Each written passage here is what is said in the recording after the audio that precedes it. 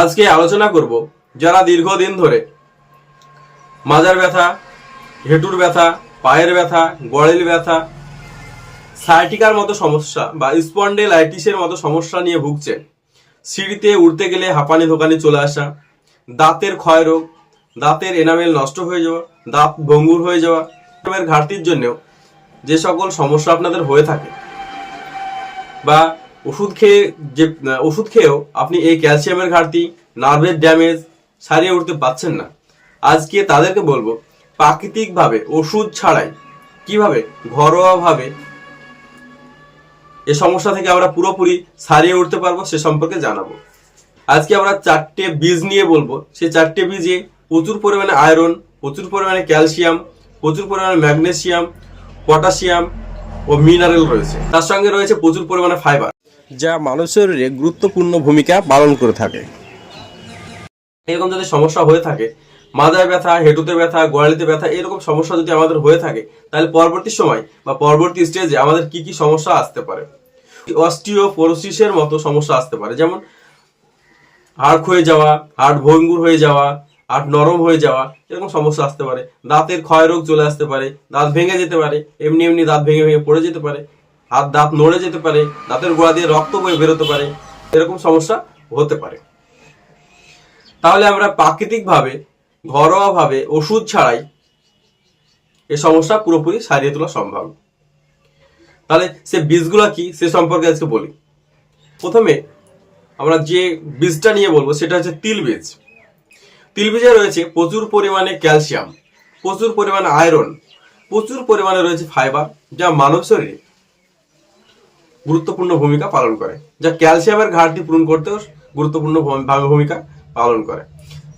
ক্যালসিয়ামের ঘাটতি পূরণ করতেও গুরুত্বপূর্ণ ভূমিকা পালন করে, যা দুধের করতে কয়েক গুণ বেশি ক্যালসিয়াম রয়েছে তিল বীজে। নাম্বার 2, সূর্যমুখী বীজ।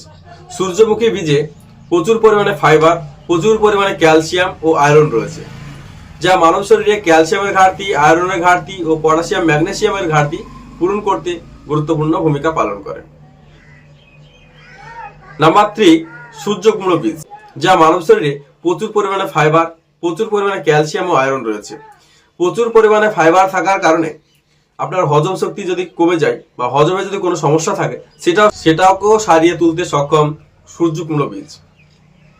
Number 4, chia seed. চিয়া সিডের মধ্যে রয়েছে প্রচুর পরিমাণে ফাইবার, অ্যান্টিঅক্সিডেন্ট ও ক্যালসিয়াম। যারা দ্রুত ওজন কমাতে চাইছেন শারীরিক ফিটনেস ঠিক রেখে এবং ক্যালসিয়ামের ঘাটতি ঠিক রেখে, আয়রনের ঘাটতি ঠিক রেখে, তারা চিয়া সিড খেতে পারেন। চিয়া সিড আমাদের ক্যালসিয়াম, আয়রন ও পটাশিয়ামের ঘাটতি পূরণ করার পাশাপাশি প্রচুর পরিমাণে ওজন কমাতে সাহায্য করে থাকে। তাই যারা দ্রুত ওজন কমাতে চাইছেন তারা চিয়া সিড খেতে পারেন। তাহলে এখন জানতে হবে যে আমাদের এইগুলাকে কিভাবে খেতে হবে, এগুলো খাওয়ার নিয়ম কি, কিভাবে খেলে আমাদের সবচেয়ে বেশি ভালো কাজ করবে। প্রত্যেকটা বীজকে 100 গ্রাম পরিমাণে নিয়ে নেবেন। প্যানে দিয়ে প্রত্যেকটা বীজকে আলাদা আলাদা ভাবে রোস্ট করে নেবেন। রোস্ট করে পাউডার বানিয়ে সেটাকে রেখে দেবেন। প্রতিদিন সকালে ও প্রতিদিন রাত্রে দুধের সঙ্গে 2 চামচ করে দিয়ে রাত্রে খেতে হবে। কেউ জলের সঙ্গে দিয়েও খেতে পারেন। যদি বলেন যে না দুধের সঙ্গে খাবো না, জলের সঙ্গে খাবো না, তাহলে আপনি স্যালাডের সঙ্গে খেতে পারেন, ভাতের সঙ্গে ছিটিয়ে নিয়েও খেতে পারেন, আপনাদের সুন্দর কাজ করবে। এটা যদি আপনি কন্টিনিউ খেতে থাকেন তাহলে আপনার শরীরে ক্যালসিয়ামের ঘাটতি, আয়রনের ঘাটতি, পটাশিয়ামের ঘাটতি, ম্যাগনেসিয়াম ও শারীরিক যত দুর্বলতা আছে সেগুলো কাটিয়ে উঠতে সম্ভব। বা ক্যালসিয়ামের মতো সমস্যা, ক্যালসিয়ামের ঘাটতির জন্য যে সকল সমস্যা হয় সেটা খুব তাড়াতাড়ি সারিয়ে উঠবে। আমার এই চ্যানেলে হেলথ রিলেটেড সকল ভিডিও আপলোড করা হয়, আপনাদের অনেক উপকার আসবে। যদি কেউ ইউটিউব থেকে দেখে থাকেন তাহলে সাবস্ক্রাইব করবেন এবং ফেসবুক থেকে দেখে থাকলে লাইক, শেয়ার ও ফলো করে পাশে থাকবেন। এই চ্যানেলে হেলথ রিলেটেড সকল ভিডিও আপলোড করা হয়, আপনাদের অনেক উপকারে অনেক কাজে আসবে।